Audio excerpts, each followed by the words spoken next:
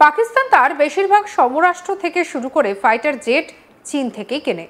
আর জম্মু ও কাশ্মীরের পেহেলগামে জিহাদি হামলার পর চীনের উপর সামরিক নির্ভরতা আরও কয়েকগুণ বেড়ে গিয়েছে শাহবাজ শরীফের দেশের। পাকিস্তানের হাতে থাকা J-17, J-10C সহ বেশ কয়েকটি ফাইটার জেট এবং এয়ার ডিফেন্স সিস্টেম কিন্তু চীনের তৈরি।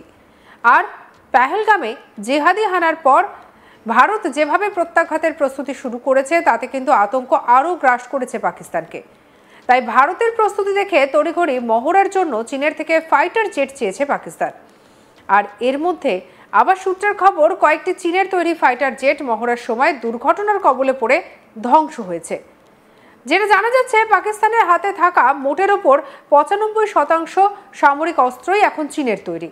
যদিও চীনের তৈরি এই ফাইটার জেট এবং সামরিক অস্ত্রের গুণমান নিয়ে আন্তর্জাতিক বাজারে প্রশ্ন রয়েছে।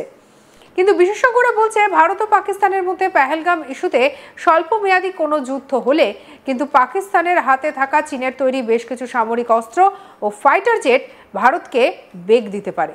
এবার এক নজরে দেখে নেওয়া যাক চীনের তৈরি সেই অস্ত্রগুলির তালিকা। কোন কোন সামরিক অস্ত্র এবং ফাইটার জেট রয়েছে যা ভারতের কাছে উদ্বেগের কারণ হলেও হতে পারে। তালিকায় প্রথমেই রয়েছে J-10C fighter jet.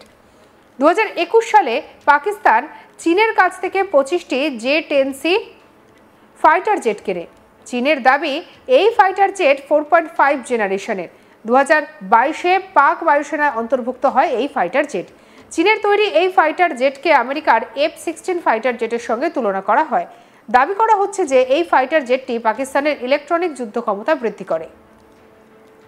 J-10C fighter জেটটি দেশের তৈরি active electronically scanned array radar, imaging infrared speaker PL-10, WS-10B engine এবং PL-15 আকাশ থেকে আকাশে নিক্ষেপযোগ্য মিসাইল রয়েছে। যুদ্ধের ক্ষেত্রে পাকিস্তান অবশ্যই এই ফাইটার জেটটি মাঠে নামাবে, তাই J-10C এর কার্যক্ষমতা পর্যবেক্ষণ করা হবে। পরের নামে চলে আসছে JF-17 ফাইটার জেট। চীনের তৈরি এই RE-17 ফাইটার জেটটি হালকা ওজনের মাল্টি রোলার ফাইটার জেট। এই ফাইটার জেটে রয়েছে আধুনিক প্রযুক্তির উন্নত অ্যাভিনিয়নিক্স, ইলেকট্রনিক্স এবং ফ্লাইট কন্ট্রোল সিস্টেম এবং electronical scanned array system radar. এই ফাইটার জেট থেকে চীনের তৈরি PL-10, PL-12 বা PL-15 এর মতো আকাশ থেকে নিক্ষেপ করতে পারবে।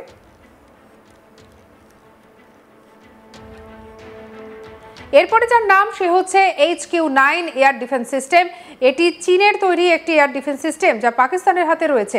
এটিকে ভারতের হাতে থাকা অত্যাধুনিক এবং গুণমানের দিক থেকে অনেক উন্নত S-400 এয়ার ডিফেন্স সিস্টেমের সঙ্গে তুলনা করে থাকেন পাকিস্তানের বিশেষজ্ঞরা। আকাশপথে আসা বিভিন্ন হামলার আগাম খবর দিতে অনেকটাই সুরক্ষিত করে এই এয়ার ডিফেন্স সিস্টেম। কোনো ফাইটার জেট, ড্রোন এবং মিসাইল হামলা আটকে দেওয়ার ক্ষমতা রাখে এই এয়ার ডিফেন্স সিস্টেম। তালিকায় পরের নাম হচ্ছে SH-15 হাউটজার। SH-15 হাউটজার 2019 সালে পাকিস্তানের সেনাবাহিনীতে অন্তর্ভুক্ত করা হয়েছিল, যা একটি 6x6 চাকার হাউটজার। চীন এই ন্যাটো স্ট্যান্ডার্ড 155 মিমি আগ্নেয়াস্ত্রটি বিভিন্ন ধরনের গোলাবারুদ নিক্ষেপের জন্য ডিজাইন করা, যার মধ্যে রয়েছে 50 কিলোমিটার পর্যন্ত পাল্লার উচ্চ বিস্ফোরক সেল এবং লেজার নির্দেশিত GP6 রাউন্ড এবং রকেট সহায়ক প্রজেক্টাইল। এটি প্রতি মিনিটে 6 রাউন্ড কার্তুজ নিক্ষেপ করতে পারে। এর পরের নামটা হচ্ছে CH-4 ড্রোন। ভারত এবং পাকিস্তানের মধ্যে সংঘর্ষ হলে পাকিস্তান অবশ্যই চীনা ড্রোন CH-4 ব্যবহার করবে।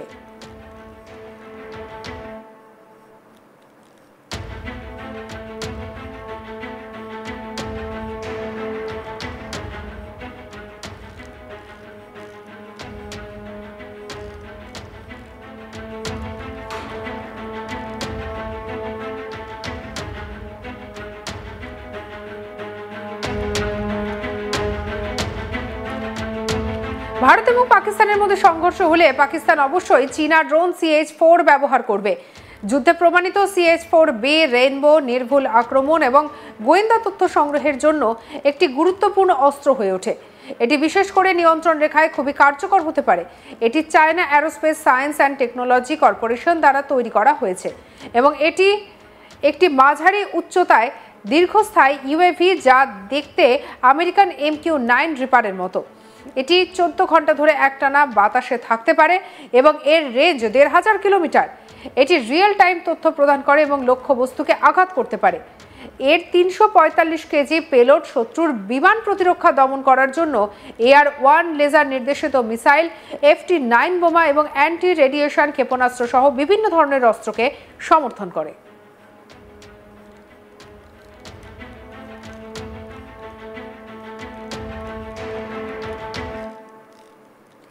পাকিস্তান আর্মি ব্যাপকভাবে মহড়া শুরু করে দিয়েছে। আর আর্মি চিফ জেনারেল আসিম মুনির পাকিস্তানের বিভিন্ন জায়গায় টহল দিয়ে বেড়াচ্ছেন, কেননা বর্তমানে পাক আর্মিদের মনের অবস্থা একেবারে তলানিতে গিয়ে ঠেকেছে। চলুন এবার শুনে নিই দীপ্তাংশু চৌধুরী, প্রাক্তন কর্নেল, ঠিক কি জানিয়েছেন। আমরা যখন দেখছি যে ভারতের উত্তর এবং পশ্চিম দুটো জায়গাতেই কমপ্লিট অপারেশন অ্যালার্ট, যেখানে আর্মির অপারেশন চলছে তার সঙ্গে সঙ্গে এয়ারফোর্স নেভিও অফ অ্যালার্ট। ইতিমধ্যে আমরা দেখেছি পাকিস্তানের একটা হিউজ মোবিলাইজেশন চলছে, পাকিস্তান আর্মির মোবিলাইজেশন হচ্ছে এবং ওনাদের চিফ অফ আর্মি স্টাফ পাকিস্তানের জেনারেল আসিম মুনিরকে দেখছি ফরওয়ার্ড লোকেশনে বিভিন্ন জায়গায় ঘুরে বেড়াচ্ছে, কারণ ওদের যে সেনার অবস্থা আজকে তার মোরাল একদম তলান্নিতে, ওরা ভয় পাচ্ছে। এবং তার সাথে সাথে একটা অদ্ভুত জিনিস দেখলাম, পাকিস্তানের যে ফরওয়ার্ড বেস, এই ফরওয়ার্ড এয়ারফোর্স বেসগুলোয় যেখানে F-16 এবং JF-17 এই থান্ডার এই ফাইটার জেটগুলো রাখা ছিল, হঠাৎ কেন জানি না এই লাইন অফ কন্ট্রোল এবং ইন্টারন্যাশনাল বর্ডারের আশেপাশে যে ফরওয়ার্ড লোকেশন বেস সেইখান থেকে কিন্তু মুভ করা শুরু করে দিয়েছে। কোথায় কোথায় থেকে এই JF-17 থান্ডার আর F-16 সরিয়েছে আপনাদের আমি জানাতে চাই যে পাকিস্তান এয়ারফোর্স বেস যেটা মুড়িতে আছে, চাকওয়াল লোকেশন, এটা একবারে লাইন অফ কন্ট্রোল পাশে। স্কারদুতে, এটা আমরা বলেছিলাম এই 3 দিন আগে, ওখানে একটা এয়ার এক্সারসাইজ চলেছিল স্কারদু, যেখানে F-16 দিয়ে F-16 এর দুটো স্কোয়াড্রন ওখানে এয়ার এক্সারসাইজ করেছিল। ইসলামাবাদে যে পাকিস্তান এয়ারফোর্স বেস আছে সেখান থেকেও কিন্তু সরিয়ে নিল। এবং মুলতান দেখেছি, ফয়সালাবাদ দেখেছি, গুজরানওয়ালা, ভেরি এবং লাহোর এবং লাস্ট ভাওয়ালপুর, যেখানে অলরেডি আপনাদের আমরা বারবার জানিয়েছি এবং আমি তো নিশ্চিতভাবে জানিয়েছি যে জৈশ ই মোহাম্মদ এবং লস্করে তৈবার যে হেডকোয়ার্টার মুরিদকে এবং ভাওয়ালপুর, এটা আমাদের লক্ষ্যে আছে, সেটা ওরা জানে। সেখানে মিসাইল অ্যাটাকও করতে পারি, কারণ যে হেডকোয়ার্টার থেকে ভারতের বিরুদ্ধে আঘাত করছে বারবার, সেখান থেকে নিশ্চিতভাবে ভারতের কাছে একটা অপশন আছে, এই ভাওয়ালপুর অথবা মুরিদকে অথবা মুজাফফরবাদ এই জায়গাগুলোকে শেষ করে দেওয়া। এবং এই প্রত্যেকটা এয়ারবেস, যে এয়ারবেসের গুলো, যে পাকিস্তান এয়ারবেসের নাম বললাম, তাদের প্রত্যেকটা গ্রিড রেফারেন্স কোথায় অবস্থিত এবং এই প্রত্যেকটা আমাদের মিসাইল রেঞ্জ অথবা আমাদের অনেক এই পাকিস্তান এয়ারফোর্স আমাদের মিডিয়াম আর্টিলারি গান অথবা বোফোর্স ফায়ারিং রেঞ্জের কিন্তু ভেতরে। সঙ্গে রাখুন আজ তাক বাংলার ইউটিউব চ্যানেলকে। অন্যান্য খবরের জন্য লাইক, কমেন্ট, শেয়ার, সাবস্ক্রাইব করতে ভুলবেন না।